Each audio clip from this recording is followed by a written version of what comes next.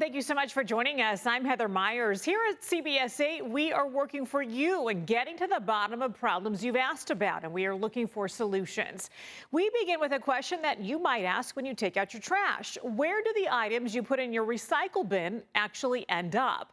A CBS 8 viewer conducted an experiment and then reached out to us with some alarming findings. Jenny Day did some digging and has more from Del Mar. Many of us are very conscious to do our part and put our recyclables here in the blue bin. So one man was very disheartened to find his plastic still ended up in a landfill. My way of showing my appreciation for nature and giving back a little bit. And if I leave it a little cleaner than I found it, I feel like it's a good thing. Every Monday, Kevin Grohl brings his bins to the curb, recycling all that he can to help the environment. I always try to make sure my recycling bin is just the way it should be. You know, I follow the rules, I put the things in the right place. To make sure his recyclables were indeed being recycled, he got an idea to track his trash. That ended up in the landfill. He told me he bought this plastic GPS tracking device for only $8 online, taped it to this bottle, and within a few hours, watched it go from Del Mar to a recycling center in Escondido. And I'm like, oh, cool, it's where it should be, right? And then I keep watching it, and a few hours later, it keeps moving. It goes north, farther and farther north. It ended up in Riverside. I'm like, oh no, and I look, it's at a landfill in Riverside. I reached out to EDCO multiple times starting yesterday morning, but have not heard back. I did find on their website, though, information about how careful we need to be when sorting. Because if there's even minimal contamination, meaning garbage or green waste in your blue bin, it can ruin an entire load of recyclable material. Also, worldwide standards are increasing. 5 years ago, China, where we send the majority of our recyclables, significantly reduced what they're accepting, really impacting the amount that's able to be reused. EarthDay.org and I Love a Clean San Diego tell me only about 5% of plastics are recycled in the U.S. That might be their excuse, that a magnet picked it up and tossed it aside, maybe. That's always a possibility, or maybe it's a possibility that all the recycling's not going where it should. He's now run several experiments using both plastic and cardboard boxes. They ended up at recycling centers, and then they got crunched, and I'm not sure where they went after that. No matter what, Kevin hopes this only inspires us all to take better care of our planet. Working for you in Del Mar, Jenny Day, CBS 8. That's it. They didn't give me a chance to say, fix this in 10 days. None of that. Just you're out. We have an update on a Mount Hope church that had its insurance abruptly canceled based on satellite images of the roof. CBS 8 Shannon Handy is working for you on this story, which really hit home with our viewers. 2 weeks ago, this church was in the process of getting a brand new roof put on, not by choice. That work has since been complete, but the church is now about $80,000 in the hole. That we're hurt. We're in trouble. Pastor Cindy Buggs at Greater Center Church in God in Christ in Mount Hope says he had no choice but to pay for a new roof after Guy One, the company he had been with for years, abruptly canceled his policy based solely on satellite images, which they say showed broken shingles. I was canceled without notice. What qualifies an insurance adjuster in an office anywhere to look at a satellite picture and determine that the whole roof needs to be repaired? We first met Pastor Buggs a couple of weeks ago. He shared the report with us with the image the company said he used. According to this, there's no structural damage, no missing shingles, no rust, patching, or ponding. In fact, it says it had 81% confidence in the shingles. We reached out to Guy One. They told us they do not comment on private matters and would not respond to follow-up questions. The whole situation has been detrimental for Pastor Buggs and his congregation of 100 members. Because Guy One dropped their policy, they were forced to replace the roof so another company would pick them up.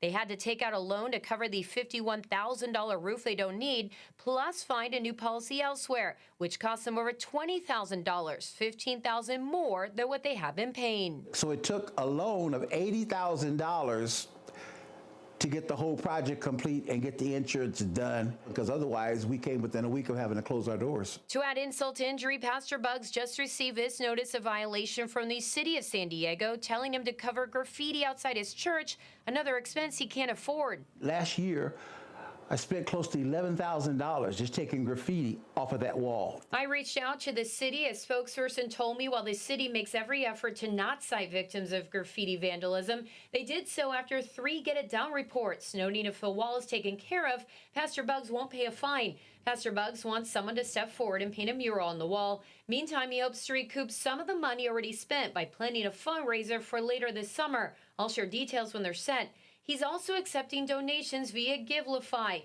saying while the church has an abundance of faith, they can't say the same for resources. We have the broken. We don't have any grants or anything like that that feeds money into us. Working for you, I'm Shanna Handy for CBS 8. Tonight, a University City homeowner wants to warn people about an issue that she's having. People have been showing up at her door ready to tour her home that they believe is up for rent.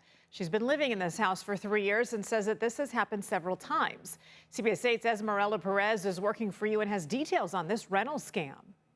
Imagine people showing up at your doorsteps looking to get a tour of your home. Well, that's exactly what happened to a woman in University City who says someone put fake listings of her property online.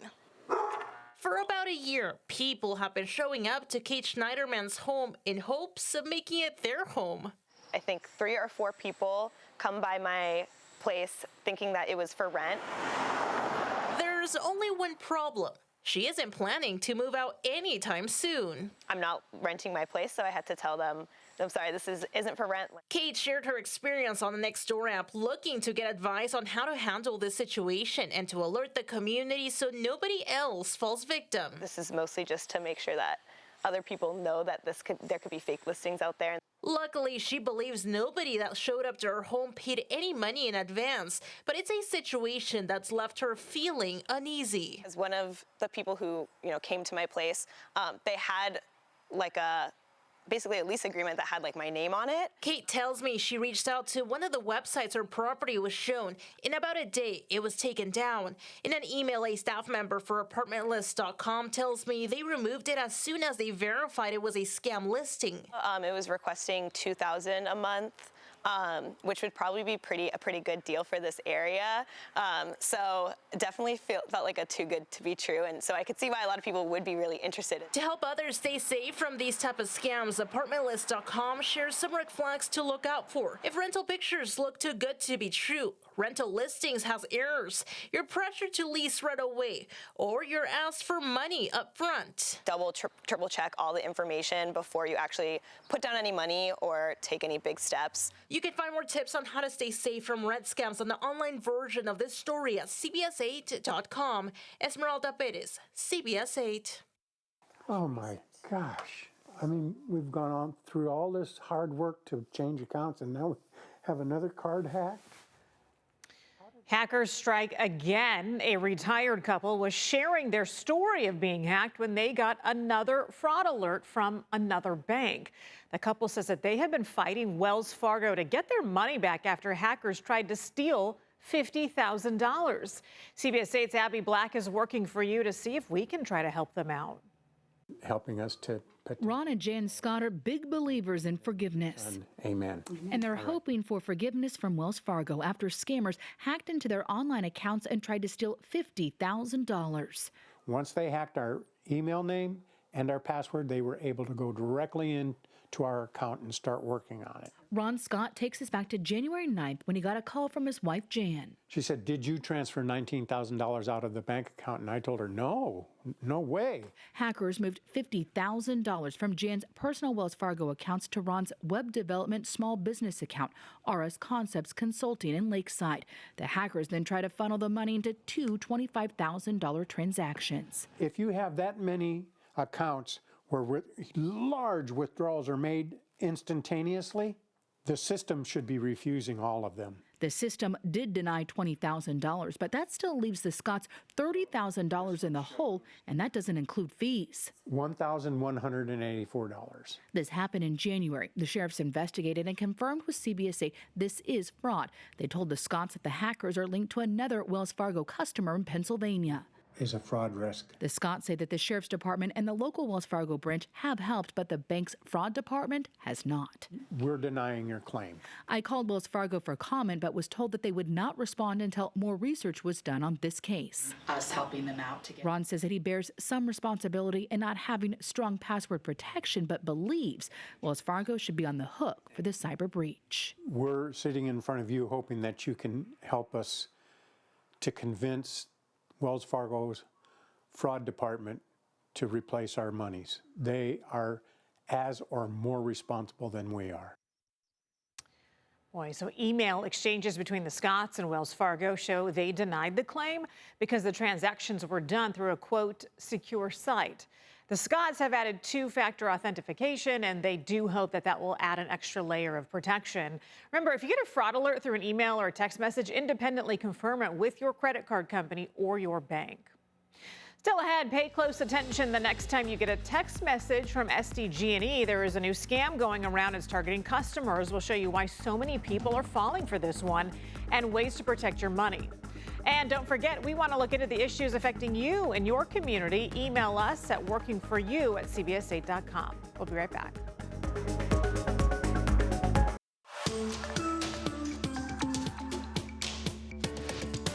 A warning for all SDG&E customers. A new scam is targeting people through text messages, and they look legitimate.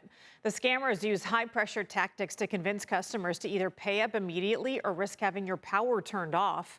CBS 8's Richard Allen is working for you and has some of the red flags to look out for to make sure that you do not fall victim to fraud. This particular scam is unique in its sophistication. The text message appears legitimate, complete with an SDG&E logo and an urgent-sounding message that there's a work order to disconnect your power, urging you to call the number provided as soon as possible. Those customers who do call are ultimately connected with a live and fraudulent operator posing as an SDG&E employee. And they make an immediate demand for payment. And they make a demand for payment with a non-traditional payment method. Methods like Bitcoin, Zelle, or Green Dot, which SDG&E never uses. SDG&E spokesman Anthony Wagner says that these fraudsters often tell their victims that the payment did not go through. We want you to try one more time. If it doesn't work, we'll go ahead and refund you.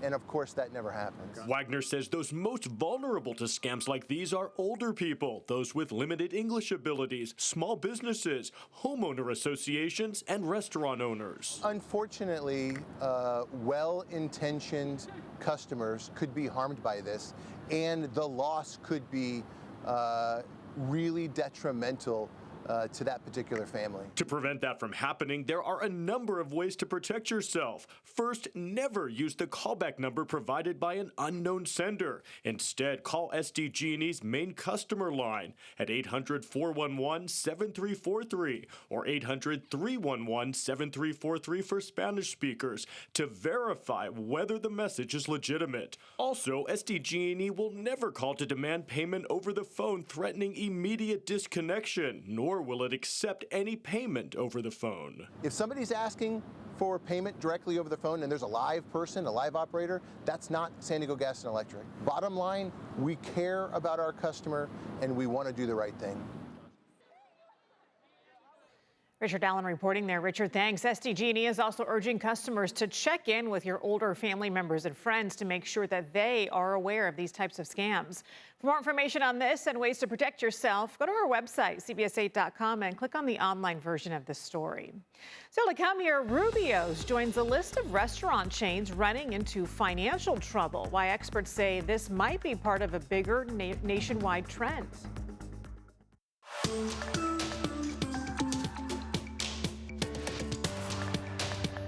Time now for working for your wallet. A recent report says that home prices have skyrocketed across the country by 50% over the last 5 years, including San Diego. That's according to Realtor.com, which says the median listing price in our market is well over $1 million. It adds there was an even bigger jump in the price when you look at the price per square foot. That's gone up by 65% since 2019. This week, Carlsbad-based fish taco chain Rubio's announced that it planned to file for bankruptcy protection with the goal of selling the business. The filing marks the second bankruptcy in a span of 4 years and comes days after Rubio's abruptly closed dozens of restaurants, in fact, 13 of them across San Diego County. CBS 8's Shannon Handy has more on that and why experts say this is part of a nationwide trend. The Rubio's here on Grand Avenue in Pacific Beach is one of the locations that closed. Experts say there are a lot of contributing factors, including inflation and wage increases. I'm bummed that they're closing. I go there at least once a week. Customers were shocked and saddened when Rubio's announced the closure of 48 locations, including 13 in San Diego. But to experts in the field, the news wasn't all that surprising. This is a tough environment right now for restaurants. We'll probably continue to see more of that. Jonathan Mays is the editor-in-chief for Restaurant Business. Rubio's announcement comes just over a week after Red Lobster shut down dozens of its restaurants, including the one in Mira Mesa. The company cited financial and operational challenges and filed for bankruptcy shortly after. Meanwhile, in a statement, Rubio said its closings were brought about by the rising cost of doing business in California. This after the company filed for bankruptcy in 2020. Essentially, we're in a cutback environment, meaning that people this year are eating out less than they did last year. And a lot of that is due to inflation. Mays says inflation has also forced restaurants to raise prices, giving customers even less incentive to eat out. Rubio's and Red Lobster are part of a growing list of national chains announcing closures. In California, there's the added challenge of a minimum wage increase, which went from $16 an hour to $20. It's not just a wage increase, it's the speed of it. So it went up 25% basically overnight. Now, restaurants had months to prepare, but that's only months to prepare. The effect of this is pretty significant. Plus, restaurants are still struggling with pandemic-related losses and trying to compete in an overly saturated industry. The segment is just bloated. There's just too many restaurants out there competing. University of San Diego School of Business Economics professor Alan Jin says the hardest hit restaurants appear to be those in what economists refer to as the stuck-in-the-middle category. You have the low-end fast food, and then you have higher-end restaurants, and maybe those have held up better, while those in between don't distinguish themselves one way or the other. They target a middle ground. As a result of that, with changing tastes, they don't satisfy anybody. But not all closures are finance-based. Sammy's in Mission Valley just closed after nearly 30 years in business. The owner told CBS 8 despite their desire to stay, the landlord did not offer them a new lease. Shannon Handy, CBS 8.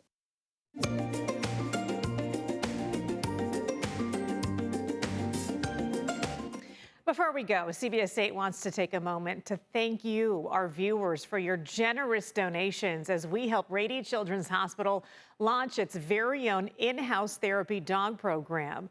So we brought you stories about how the program will be there to comfort and support sick and injured children at Rady Children's Hospital.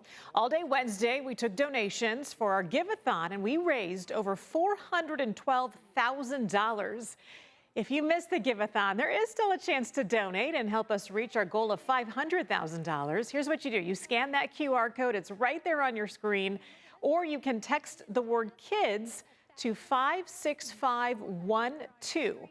Or to make it even easier, we'll send you to our website, cbs8.com/kids. And again, thank you so much for donating.